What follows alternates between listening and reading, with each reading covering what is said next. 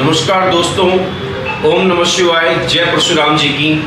आप सभी का स्वागत है हमारे नेक्स्ट वीडियो लेवल 2 चैप्टर 2 में।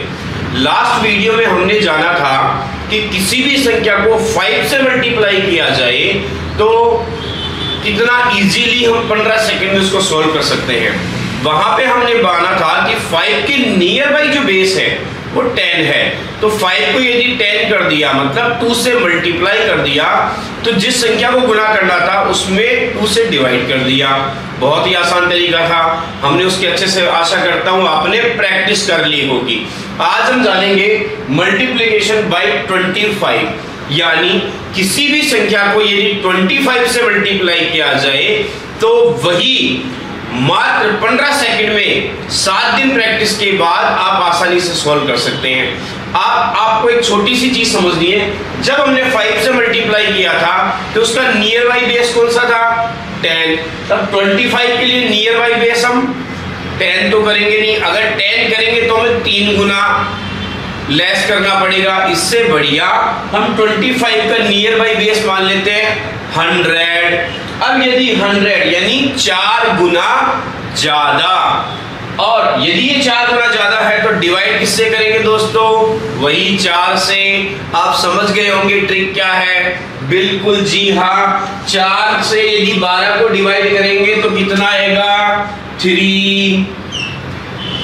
अब जीरो कितनी लगेगी दोस्तों? 5 में एक डिजिट था तो एक जीरो लगी थी, 25 में 2 डिजिट हैं तो कितने डिजिट लगेंगे? 0 0। Answer is 300। कितना इजी है, 15 सेकंड भी नहीं लगेंगे, मात्र 5 सेकंड 10 सेकंड यदि आप प्रैक्टिस करेंगे तो। चलिए आइए नेक्स्ट एग्जांपल। 16 4 से डिवाइड किया, 4 4 जा 16। 25 में कितने अक्षर हैं? 2। Answer is 400। 2 जीरो लगा देंगे।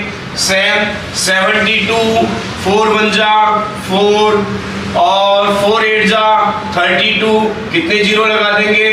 2। 1800। दोस्तों ऐसा लग रहा है जैसे कोई जादू हो रहा है। क्यों? अरे 3 सेकंड 2 सेकंड, जिस मल्टीप्लाई को हम करने में 2-2 मिनट 3-3 मिनट लगा देते हैं, वही चीजें 2 सेकंड 3 सेकंड में सॉल्व हो रही है। This is the power of वैदिक मैथ। धन्यवाद। चलिए दोस्तों, सेम वही चीज 95 में 4 का डिवाइड किया, 4 2 जा 8, 1 रह गया। 15 4 3 जा 12, कितना रह गया? 3.0 और फिर आ गया डेसिमल 3 रह गया। 30 में हमने 4 से डिवाइड किया, 4 7 जा 28 और 2 0 4 5 जा 20। डिवाइड तो आपको बहुत आसानी से आते होंगे। अब आया हमारे पास में 23.75। वही दोस्तों हमारे पास में 2 डिजिट आगे हैं, करना क्या है? डेसिमल को हटा देंगे। Answer is 2375। वेरी गुड दोस्तों। चलिए दोस्तों नेक्स्ट एग्जांपल देखते हैं। 4 4 जा 16, 2 रहा 26, 4 6 जा 24, 4 6 जा 24.45 जा 20। अब दोस्तों यहाँ पे हमारे पास कोई शेष नहीं रहा, हमें जीरो कितने चाहिए? 2। तो हम क्या करेंगे? एक जीरो लगा देंगे और डेसिमल हटा देंगे। आप समझ गए होंगे 46.5 यदि हमारे पास और आया और 25 से मल्टीप्लाई करना है तो हम क्या करेंगे? एक जीरो और लगा देंगे, क्योंकि हमें डेसिमल के बाद कितने जीरो चाहिए या कितने डिजिट चाहिए? 2 डिजिट। तो हम क्या करेंगे? इसमें ये एक जीरो और लगा देंगे। चलिए ये दोस्तों नेक्स्ट एग्जांपल देखते हैं। 161 मल्टीप्लाई 25, 4 4 जा 16, जीरो लगाएंगे, 4 2 जा 8, 4 5 जा 20।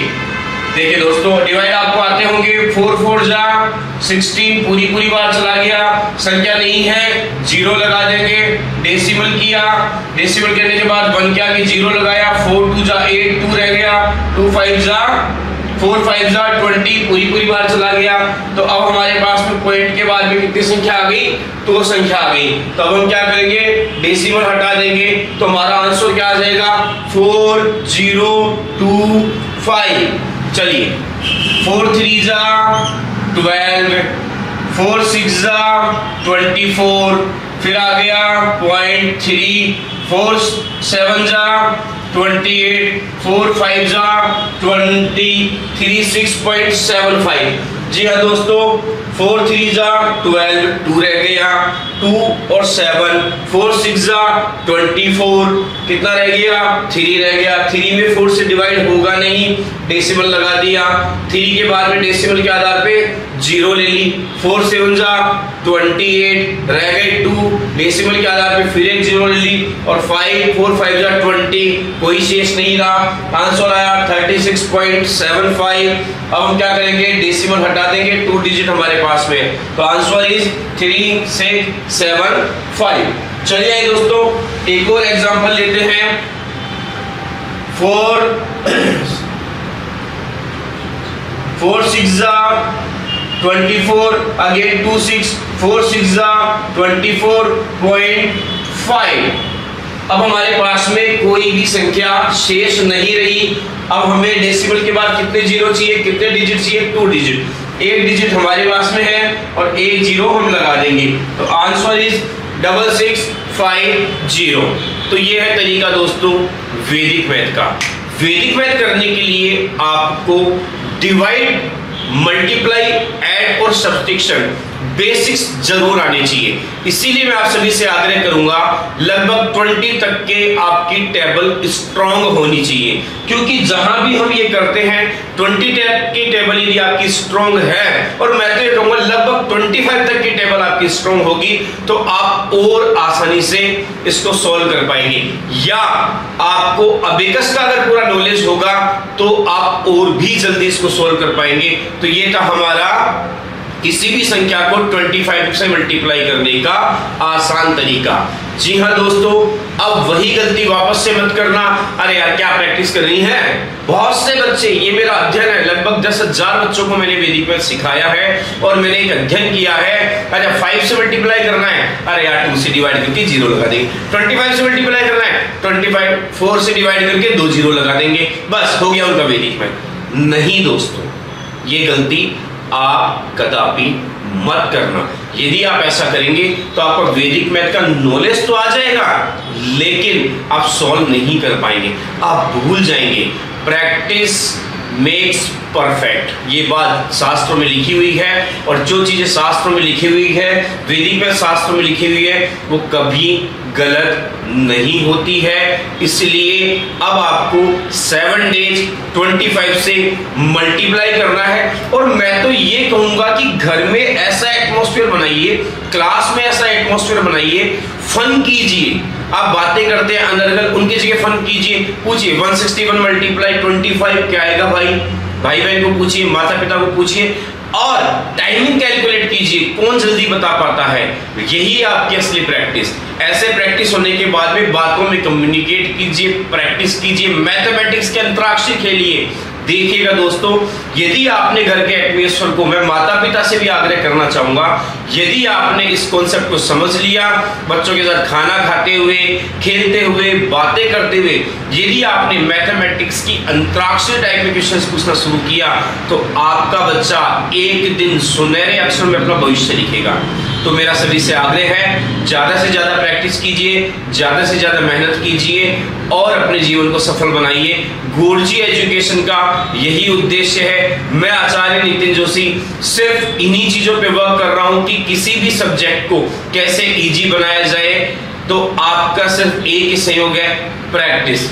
धन्यवाद।